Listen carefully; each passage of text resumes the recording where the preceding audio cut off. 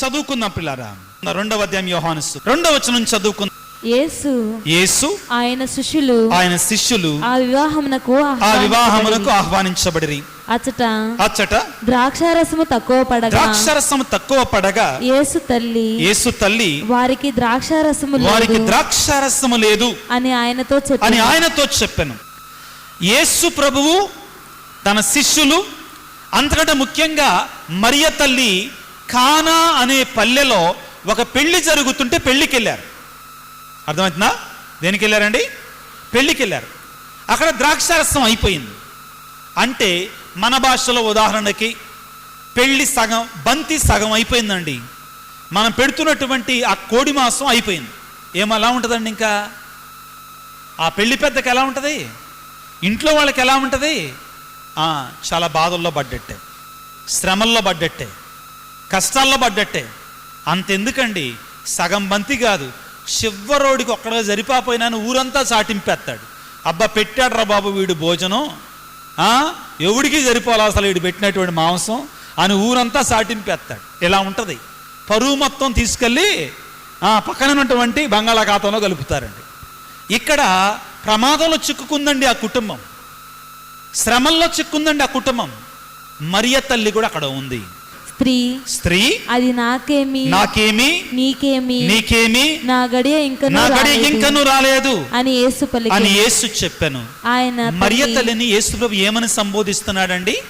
స్త్రీ. ఏమంటున్నాడండి? స్త్రీ. చెప్పండి, పర్లేదు, స్త్రీ. కంగారు పడమాకండి, సిగ్గుపడమాకండి. అయితే నేను ఎవరిని కూడా కించపరచడం, వేరే ట్రాన్స్లేషన్లో చదివితే అమ్మా అని ఉంటుందండి.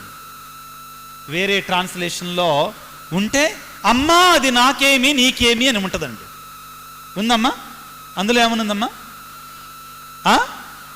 అమ్మా అది నాకేమి నీకేమి అని ఉంటుందండి. ప్రియులారా, ఏదేమైనా కానీ ఇక్కడ మనందరం కూడా చాలామంది అంటారు మరియ తల్లిని స్త్రీ అని బోధించాడు కదా యేసు ప్రభు. ఏమని బోధించాడు? రెండవది, నాకేమి నీకేమి అంటున్నాడు కదా, మరియ తల్లిని గౌరవించటం లేదు అంటారండి. ఏమంటారు? మరియ తల్లిని గౌరవించటం లేదు. కానీ అక్కడ స్త్రీ అనే పదం వాడటమే కరెక్టు. ఏంటండి?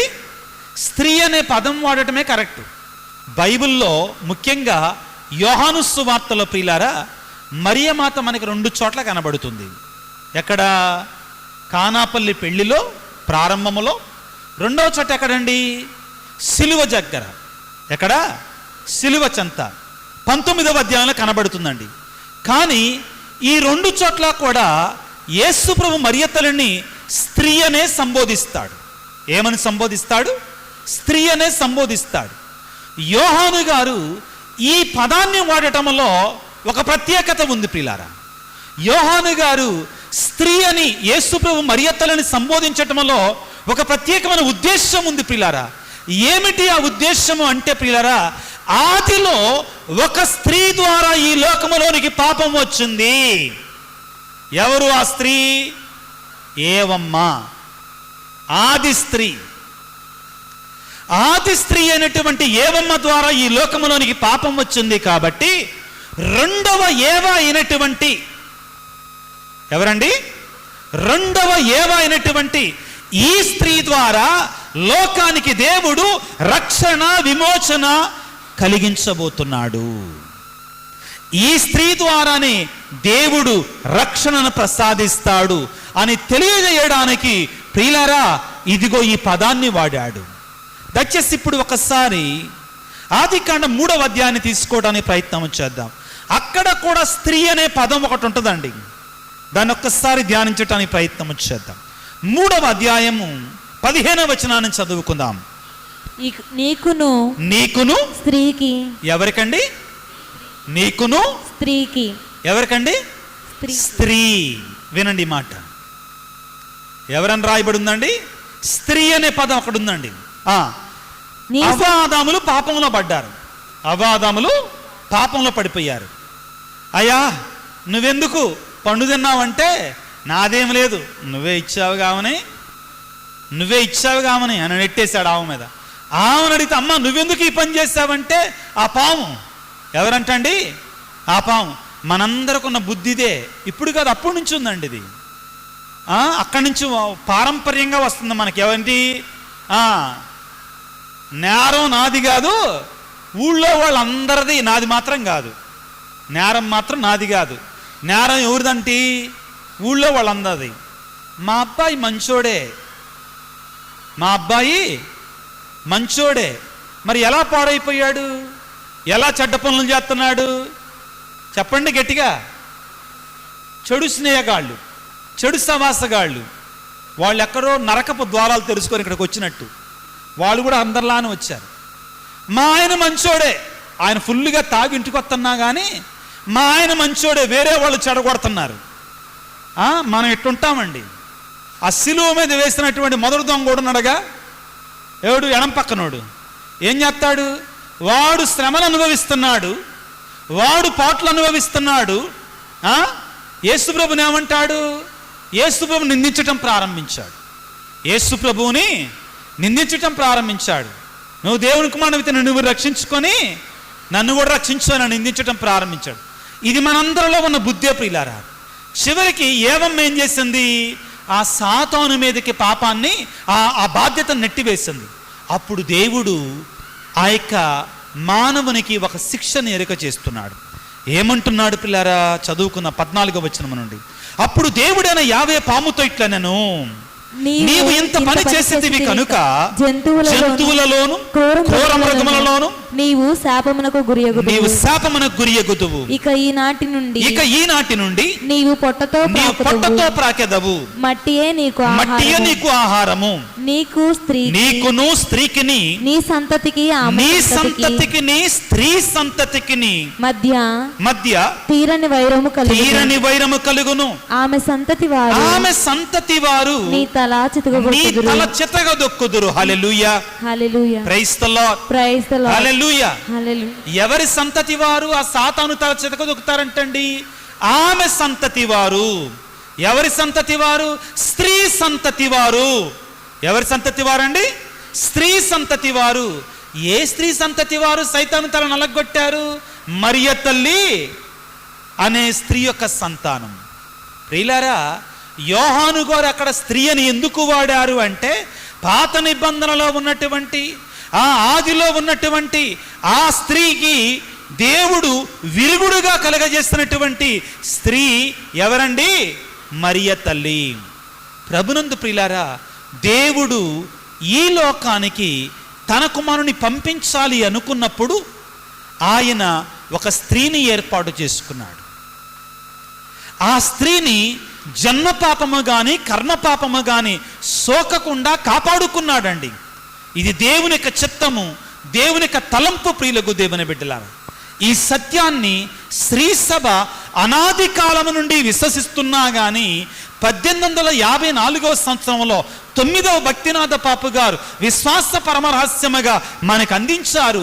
దానిని 1858వ సంవత్సరంలో ప్రియులారా మరియ తల్లి స్వయముగా లూర్దు నగరంలో కొండ గుహలో నుంచి ఈ విశ్వాస పరమరహస్యాన్ని తనకు తానుగా ప్రకటించింది, మనందరికీ అందించి సత్యాన్ని ప్రియులకు దేవుని బిడ్డలారా. Hallelujah, praise the Lord, praise the Lord, hallelujah, hallelujah. అయితే ఇప్పుడు మనందరికీ ఏంటి సందేశం? మనం ఏమి నేర్చుకోవాలి సందేశం? ఈ లూర్దు మాత నుండి మనం నేర్చుకునే సందేశం ఏమిటి? జాగ్రత్తగా ఆలకించు ప్రియులారా. మనం కలుగజేసిన దేవుడు, జ్ఞానస్నానము ద్వారా మనం ఎన్నుకున్నటువంటి దేవుడు మనందరినీ కూడా ఒక పిలుపునిచ్చాడు. ఒక పిలుపునిచ్చాడు. ఏమిటి అంటే, మిమ్ము పిలిచిన దేవుడిని నేను పరిశుద్ధుడును కాబట్టి మీరు కూడా పరిశుద్ధులై ఉండండి. పేతురు గారు రాసినట్టు మొదటి లేఖ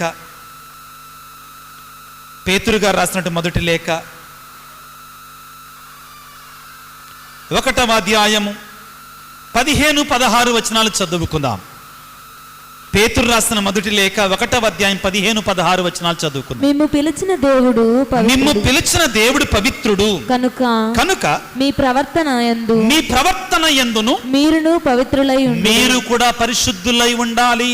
నేను పరిశుద్ధుడను కనుక మీరును పవిత్రులై ఉండుడు అని పరిశుద్ధ గ్రంథము పలుకుచున్నది. Hallelujah, praise the Lord. Praise the Lord. Hallelujah. Hallelujah. ప్రభునందు ప్రియులకు దేవుని బిడ్డలారా, పరిశుద్ధతలో దేవుని చేరుకోవడానికి మనందరికి గొప్ప సుమాతృక మరియ తల్లి.